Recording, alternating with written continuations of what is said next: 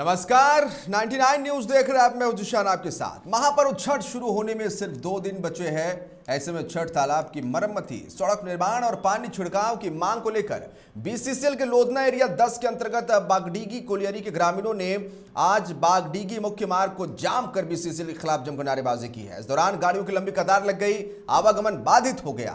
लोगों को आने जाने में काफी परेशानियों का सामना करना पड़ रहा है। सीधा रुख करेंगे अपने सहयोगी दिलशाद का, जो हमारे साथ लाइव जुड़ रहे। दिलशाद, इस वक्त आप कहां खड़े हैं? गाड़ियों की लंबी कतार भी देखने को मिल रही है, आपके पीछे कुछ स्थानीय लोग भी नजर आ रहे हैं। क्या मांगे हैं, क्यों सड़क को जाम किया गया है?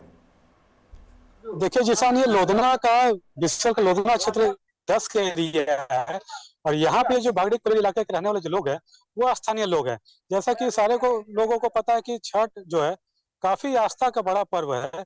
उस दौरान इनके इलाके का जो तालाब है, उस तालाब में पानी की मुकम्मल व्यवस्था करना बीसीएल का काम था। तालाब की साफ सफाई करना बीसीएल का काम था, वो बीसीएल नहीं कर रहा। हालांकि कोड़ने वो तालाब बनाने आए थे, लेकिन वही बालू जो मिल गया उसके वजह से बीसीएल काम छोड़कर भाग गया। उसके अलावा ये जो लगातार वर्षों से जो चीज मांग कर रहे हैं वो इनके इलाके में पानी की समस्या है। पानी की व्यवस्था करना यहाँ बीसीएल प्रबंधन का काम है। इन लोगों को पानी सही समय पे नहीं मिल पा रहा। दूसरी बात की जो सड़क, जिस सड़क पे हम खड़े हैं, ये सड़क में आउटसोर्सिंग के माध्यम से बीसीएल अपना जो है कोयले का उत्पादन करती है और सारा डिस्पैच का मार्ग यही रास्ते के सारे विभिन्न क्षेत्रों में जाता है। इस सड़क की जो स्थिति है, सड़क की स्थिति भी काफी खराब है। वर्षों से स्थानीय लोग जो यहाँ पे मांग कर रहे हैं कि इस सड़क को बनाया जाए ताकि धूल कण की वजह से स्थानीय लोगों की जिंदगी बच सके। लेकिन अभी जो इन लोगों का आक्रोश जो फूटा है वो छठ को लेकर है कि छठ एक बड़ा पर्व है इन लोग का। ये लोग साल भर इंतजार करते हैं। 2 साल के बाद इस साल छठ को लेकर उत्साह भी काफी है। और उस दौरान बीसीएल प्रबंधन ने जो तालाब एकमात्र इनका था, उस तालाब को बर्बाद कर दिया है। वहां पे पानी की व्यवस्था भी नहीं दिया है। लोग यहाँ पे सुबह से ही जैसा बता रहे कि सुबह से लोग जाम किया हुआ, लेकिन प्रबंधन जो है अभी तक इस मामले में सुध लेने को नहीं आ रहा, ना ही कोई अभी परफेक्ट कोई डिसीजन बता रहे कि हम लोग आगे क्या करेंगे छठ को लेकर। तभी ये लोग वहां की स्थिति में है। जो स्थानीय लोग हैं उनसे हम जानेंगे। बताइए क्या कुछ आप लोग को मजबूरी होगी जो आप लोग को सड़क पे आना पड़ा? हम लोग सबसे पहले बड़ा बात है कि कोरोना क्षेत्र में हम कोरोना काल में हम लोग 2 साल के बाद हम लोग को इस बार मौका मिला कि हम लोग छठ कर सकते हैं। लेकिन बीसीसीएल का प्रबंधक एक ऐसा मंशा बना के रखा हुआ है कि हम लोग तालाब का इतना बुरा नतीजा से दुर्भाग्य, मतलब बोलिए हम लोग का, या तो बोलिए समय का, या बीसीसीएल बहुत बड़ा गलत काम किया है। हम लोग बोले थे उसमें मिट्टी भराई करके पानी डालने के लिए, वो लोग क्या किया, पोकलेन या क्या मशीन ला के उसको बालू, मतलब ऐसा कोड़ा जो बालू निकल आया है, ना बालू को निकाल सका है, ना हम लोग को पानी का व्यवस्था कर सका है। और इस तालाब का ऐसा है जो 5 गांव से जुड़ा हुआ है तालाब है।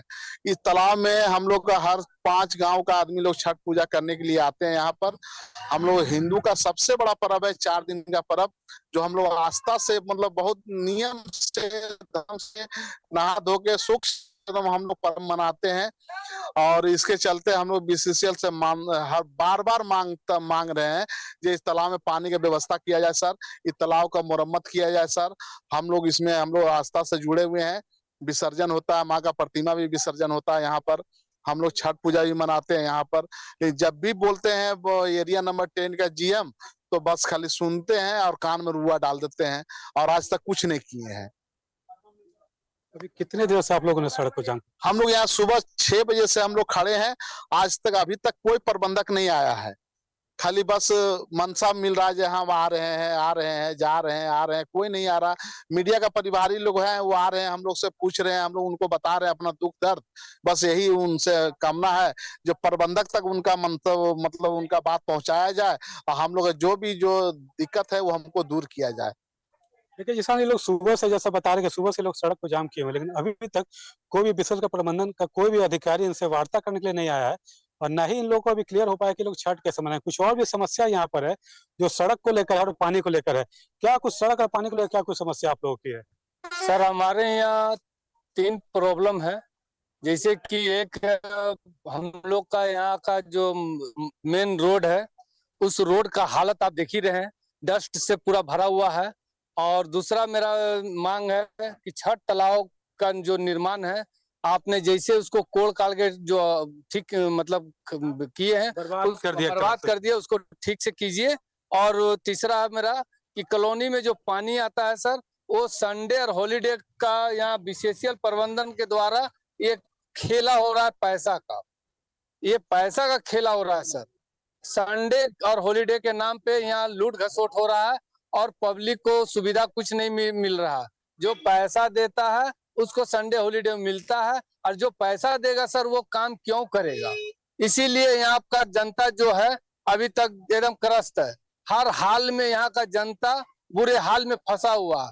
और सबसे बड़ा हिंदू धर्म का जो पर्व है, ये हिंदू मुस्लिम फैमिली भी जो है ये छठ त्योहार मना रहे हैं, लेकिन ये बीसीसीएल महाप्रबंधन का जो है ये भ्रष्टाचार ऐसा हो गया है कि इनको अपना धर्म नहीं है, सिर्फ अपना प्रमोशन और प्रलोभन जो है इनके ऊपर नाच रहा है कि मेरे को प्रमोशन और कमीशन कैसे आवे। बस इसका तक आप लोग रहिएगा सड़क पर ही। मैं अभी स्पष्ट आपसे बोल दे रहा हूं कि जब तक छठ तालाब का अगर वो व्यवस्था नहीं होगा तब तक यहाँ का चक्का एक भी नहीं हिलेगा, किसी कीमत पर नहीं हिलेगा। इसके लिए जो कदम उठाना होगा हम लोग उठाने के लिए तैयार है। लेकिन इसमें जैसा आपने सुना कि लोग लगातार लोग मांग कर रहे हैं कि छठ तालाब जिन लोग जिनको फिसल में बर्बाद कर दिया उसको फिर से आबाद किया जाए। साथ ही सड़क को लेकर भी यहाँ की समस्या है कि सड़क का निर्माण किया जाए और पानी को लेकर भी लोग की लगातार समस्या है। जी जी साहब, ये मूलभूत सुविधाएं हैं जो यहाँ के लोगों को चाहिए, और इन मूलभूत सुविधाओं से यहाँ के लोगों को महरूम नहीं करके रखा जा सकता है। जनप्रतिनिधियों से गुहार ये लोग लगा रहे हैं, जिला प्रशासन से गुहार लगाते हैं, सरकार के नुमाइंदों से गुहार लगाते हैं। गुहार तो लगातार ये लगाते हैं, लेकिन अगर हम बात करेंगे दिलशाद बीसीसीएल की, बीसीसीएल जिस तरीके से सालों साल से कोयला खनन कर रहा है, करोड़ों रुपए का राजस्व सरकार को दे रहा, बीसीसीएल खुद भी फायदे में है। सीएसआर का पैसा खर्च करने में कहां परेशानी होती है? आखिर सीएसआर के पैसे को खर्च क्यों नहीं करना चाहता इन चीजों में बीसीसीएल?